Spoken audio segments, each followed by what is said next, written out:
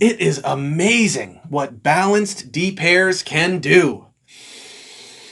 Oh, the smell of victory.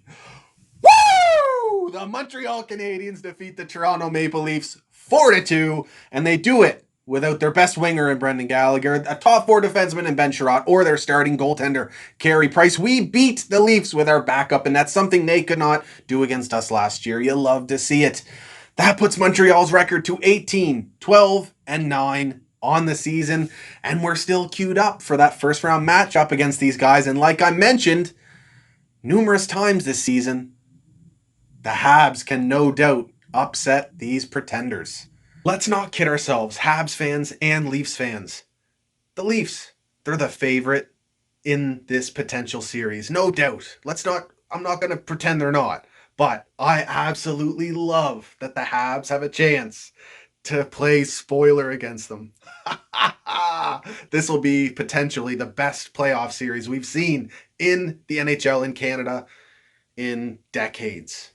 And we saw a bit of Matthews getting frustrated with the physical play tonight. Romanov, one of them, but the first goal on the night is Matthews, a very weak play along the boards. He gets beat by Phil Deneau and Thomas Tatar, two guys who are much smaller than him. So weak defensive play there by Austin Matthews, and it leads to Alex Galchenyuk kicking the puck to Thomas Tatar. Nice apple on the play. Thank you, Chucky. And Tatar buries it into the empty net past Jack Campbell. Love to see that. I highly doubt Galchenyuk is going to stay on that top line for too long.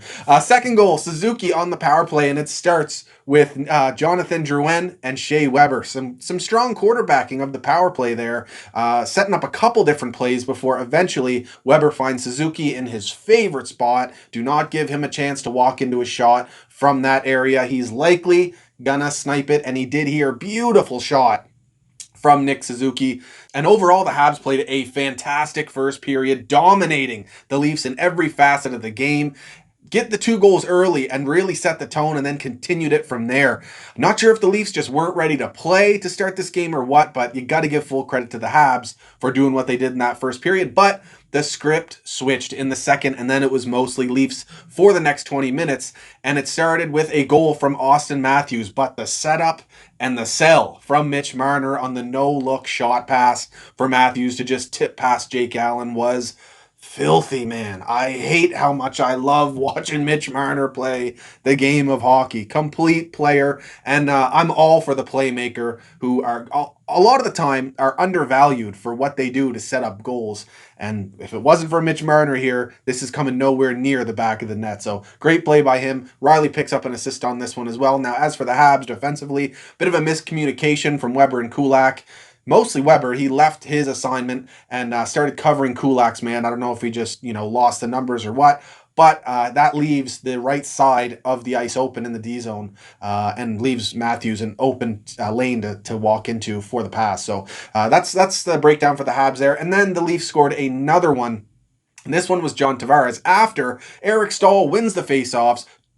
Jeff Petrie has a chance to clear it. He does not. Then Eric Staal has a chance to clear it. He does not. It leads to a wild scramble in front of the net, and Tavares eventually finds that puck in the high slot and backhands it past Jake Allen for a big-time goal for the Toronto Maple Leafs. Thankfully, though, the guy who, according to Leafs fans, was only going to score 1 goal for us this season, Josh Anderson, picks up yet another one on the year and gives the lead back to the Habs. And this one started with a block from Brett Kulak in the defensive zone. Great block, and the puck ended up finding Josh Anderson, and the two of them then flew up the ice for the 2-on-1. Great choice by Anderson to shoot, and he snipes it past Jake Campbell. Jesus. And he snipes it past Jack Campbell short side for the eventual game-winning goal. Woo! What a pickup by the Habs. He is going to be an absolute force for us for the next 7 years or whatever the fuck. And he snipes it short side past Jack Campbell for the eventual game-winning goal. Woo! What a pickup in the offseason by Bergevin. He is going to be a force for this team for many years to come, and he's already picked up, I believe that's 8 goals now against just the Toronto Maple Leafs. So we go into the third period, and Leafs do their best to tie this one up, but fall quite short. Jake Allen does his job, is a rock back there for us. The Habs penalty killers do a great job killing off the Jonathan Drouin penalty. And honestly, for the most part, it was Habs mostly in this third period. And good on them continuing to put the pressure on one of the better teams in the NHL and close out this game. I also love seeing Alex Romanov, just absolutely lay out Marner in the slot, as well as getting rough with Austin Matthews in the corner. And Matthews didn't seem to like that too much. I hope he's ready for a lot more of that in the playoffs, because the Habs defensemen are rough and tough. And when they play like that, that's how this team is going to have success. You got to play a guy like Austin Matthews hard and get him off his game. He still managed to get up on the board tonight, but outside of that, he was mostly a non-factor. Phil Deneau was a huge part of that tonight too, shutting down Austin Matthews, just shadowing him out there, not allowing him to get anything going offensively. The active stick from Phil Deneau and the strong stop and start skating on display tonight. He's playing fantastic hockey for the Habs down the middle. Stats on the night, 25-25 shots. It was even. This was a much tighter contested game. Love seeing the Habs come out of this one with a win. 51-49 in the face-off dot, with the Leafs getting the edge there. However, got to point out that Kotkaniemi was rocking a very high 69%, winning 9 of his 13 draws. It was a mistake taking him out of the center ice position to move him to wing on that top line. Glad they cut that experiment short, because this kid is a center, and a natural center, and he should stay in that position, not only because he's getting stronger in the faceoff dot, but because he plays the position so well offensively and defensively. How about the pass he sent over to Josh Anderson in the third period, which Anderson then flubbed and hit the post? That was beauty. He sold that real well, making it look like he was going to shoot, and then last minute just whipped the pass over, tape to Josh Anderson. That was unbelievable. This is an elite player in the making. What he's doing at such a young age is remarkable. He's still just 20 years old. He won't be 21 for quite a while yet. This kid is very special, and I've never left the camp that he is our future true number one center. I love Nick Suzuki, and he has 1C potential as well, but Kotkaniemi has what it takes to be an upper echelon elite number one center through his prime. Wait till this kid's 24, what he's going to be doing out there. He doesn't have any weaknesses, and over the years, he's only going to get stronger and stronger on the puck. Habs 1 for 2 on the power play and 2 for 2 on the penalty kill. Great night for special teams for the Montreal Canadiens. 33-32 hits for the Leafs. They bested us in the hit department, but don't think it matters. We got the win, and we also got to see Marner and Matthews getting laid out by our young 21-year-old Alex Romanov. 18-13 blocks. Edge going to the Habs. Edmondson was the Habs' most used defenseman with 26 minutes and 46 seconds. He played almost 27 minutes, and good for him. He's been our most consistent shutdown defenseman this entire season.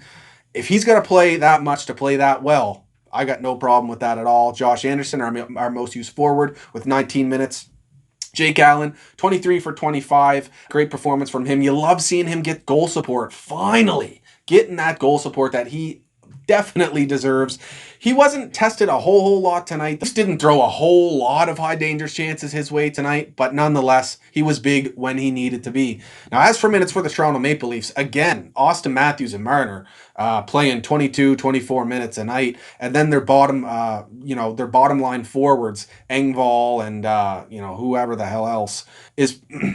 And in terms of minutes for the Leafs, Marner and Matthews playing 22, 24 minutes again on the night. That's almost unheard of in the NHL, unless you're the Oilers rolling McDavid and Draisaitl 25 minutes a night. And these teams wonder why their star players don't have what it takes come playoff time. The Leafs have to do a much better job managing the minutes of their forwards. And Nick Foligno could actually be a big help with that. It'll drop guys who are playing in their top six now down a bit. I think that was a great pickup for the Leafs. They did overpay. a first for a guy like Nick Foligno is quite a bit. They also give up a fourth in the deal for the salary retention. But I do like the pickup for the Leafs in terms of the leadership he's going to bring. He's a mean player. He plays with attitude and grit, and he's really hard to play against. So that's a perfect get for the Toronto Maple Leafs, especially because he's strong defensively, 5-on-5, and on the penalty kill. And also because of the minute managing, because they have to get these star guys minutes down. I mean, they're already a lock to make the playoffs. You got to think they want to, head into the playoffs strong and, fully healthy and ready to go. And a big part of that is Austin Matthews and Marner not being relied upon, 25 minutes a game when, the games don't mean as much as the playoffs will, 6 weeks or 8 weeks from now, whenever that's going to start up. But that's enough about that. What a big win against the Toronto Maple Leafs tonight. Oh, it feels good. And this is a win they can build confidence on. And the Habs are a team that need it. So hopefully this is the sign of things turning themselves around. The guys did have a players only meeting recently, according to Bergevin. Big win tonight. They set the tone early. They did exactly what they wanted to do. They closed out the game strong, so you love to see that. And we have a huge game against the Calgary Flames on Wednesday. This is a season series that the Habs need to turn around into their favor. The Flames have had our number for the most part this season, and it's time to switch that up and get a big 2 points on Wednesday night. I'll see you after that one, but in the meantime, let me know what you thought about this game down in the comments. And of course, hit the like and subscribe button if you enjoy these videos. And I got some more up on the trade deadline today. John MERRILL acquired, Erik Gustafsson acquired, and Victor METE gone to waivers. Check those ones out too. Cheers, guys. Go Habs, go, baby! Woo!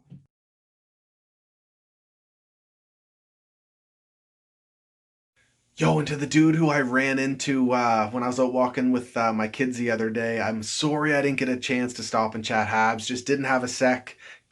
Kid was acting up, had to get him into the car there. But I appreciate you, man. Thanks for the support. Go Habs, go, baby. Woo!